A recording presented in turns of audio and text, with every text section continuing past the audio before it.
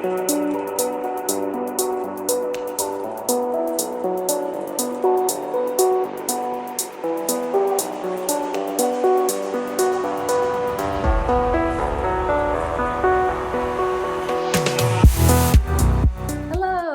you for tuning in. I decided to make this video today because obviously Calabria is one of my favorite places on the planet, probably my very favorite place on the planet. A huge part of the industry there is tourism. So I figured if you're ever planning on visiting Calabria, this would be a good video to reference. There's lots of catches when you go to Calabria, so I just want to make sure you're prepared. Now, the very first one I will say that I think throws off a lot of Americans and Germans and people that in general have a tight schedule is the concept of time in Calabria. When you're traveling in Calabria, just make sure that basically you erase the concept of time.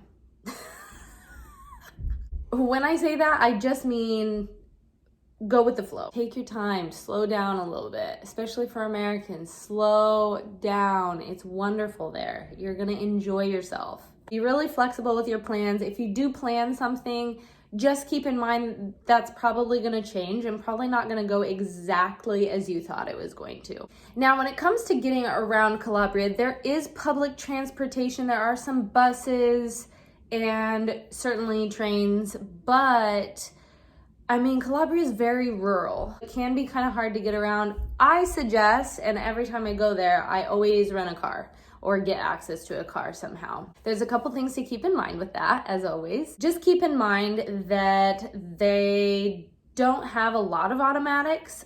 So if you don't know how to drive a manual transmission, I would suggest either ordering one in advance or learning how to drive stick before you even head down there. You're not gonna wanna learn how to drive stick in Calabria. I can just tell you that. I drive stick and it's not really easy driving because it's a lot of, curves, hairpin curves, tight mountains. It's pretty intense driving. So just be aware of that. It's not the place to learn how to drive a stick, okay? If you do decide to rent a car, you will need to get an international driver's license. It's very easy. You can just walk into a AAA. It takes like 5 minutes. I think it's like $20 or $25, and you'll walk right out with one. It's very simple. You will need that in order to be able to rent a car, believe it or not. In terms of tourist season, the main tourist season is between June and August or so, I would say. August, if I were you, I would avoid like the plague, because it's a complete madhouse. Just keep in mind, if you do visit Calabria outside of the regular tourist season, that there are some shops, restaurants, that sort of thing that are closed. So just keep in mind that in the main tourist area, there's a lot that might shut down. For example, if you go during the wintertime or fall or even early spring. Now, I think that this one's a given anytime that you're traveling and don't speak the language of the country.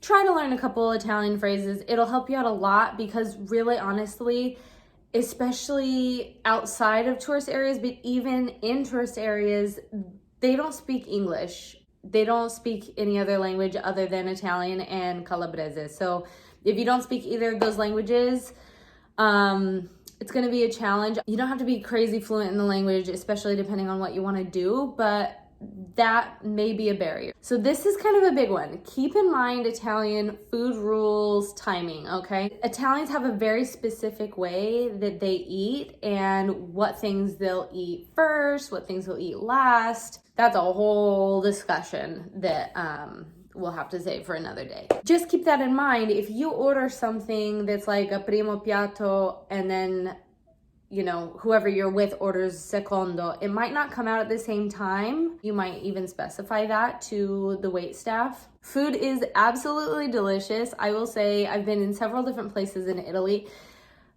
Calabria's food, bar none, is the best out there. I will say, if you don't like a lot of spice, just keep an eye for that because they are known for their red peppers, especially the typical salami spread. They call it nduja. They put that in sauces and things like that. It is spicy. Sometimes it's kind of mild. Sometimes it's really hot. You can find some really, really good pizza in Calabria. The one thing I will say, because there's a catch, that's typically something that they eat in the evening time. So it might be kind of hard to find pizza for lunch or something like that. Forget the concept of breakfast, okay? Breakfast in Calabria doesn't exist outside of the typical cornetto and espresso. Unless you're trying to get something outside of a coffee and pastry of some sort, forget it. It's not gonna happen. There's no such thing as like an American style breakfast or something like that. Okay, figure out how to get that on your own time. A lot of people are familiar with the concept of a siesta, like in Spain or parts of Latin America. Italy has its own version of that. It is called riposo. I think in Italy it tends to range from 12 to 3 or 4. In Calabria, it really ranges. Sometimes it's like noon to 5, sometimes like 11:30 to 4. It just kind of depends on the whims of the person running the store that you're trying to go to. Posted hours often are very inconsistent, so it doesn't matter what the store says or what's posted at the store. It doesn't matter. I promise you, it will vary widely, okay? You won't be able to do anything during that time frame, okay? So what I would suggest is getting up early in the morning, do all your stuff till noon, take that forced rest, basically is what we call it. Go get yourself some lovely dinner or whatever in the evening, because otherwise you're not gonna be able to do anything during the afternoon. I can promise you that. I would say most of the smaller business owners and merchants use mostly cash, so it's always good to have some cash on you. The bigger grocery stores and that sort of thing often will have a credit card machine. However, whether or not that credit card machine is working is another story. I always think it's good to have a little cash on hand. When traveling to Europe, a lot of countries have different adapters or plug-in sizes, so I will put the link below in the description box of the adapter that I've bought. I actually have 2 different kinds of adapters. I think that this is really important. Pay attention to the voltage as well, because you might blow out some of your appliances, like for example, a hair dryer, curling iron, or something like that might not be adapted to the kind of adapter that you have. What I love most about Calabria, people are just amazing, friendly, wonderful, warm, giving, generous people. Aside from that, it's gorgeous. You've got such a diverse terrain. The coastline, obviously the mountains, rolling hills. I mean, it's just absolutely gorgeous. There's no boring view in Calabria, seriously. That's why I recommend taking a drive. If you can get in a car and kind of cruise around and see all the sights, I mean, it's absolutely stunning and mind-blowing. Thanks so much for taking the time to watch. I will link everything that's necessary in the description box below. If you have any other suggestions, please leave a comment. Otherwise, like, subscribe, do what you gotta do, share. I just really appreciate you taking the time to watch. Thanks.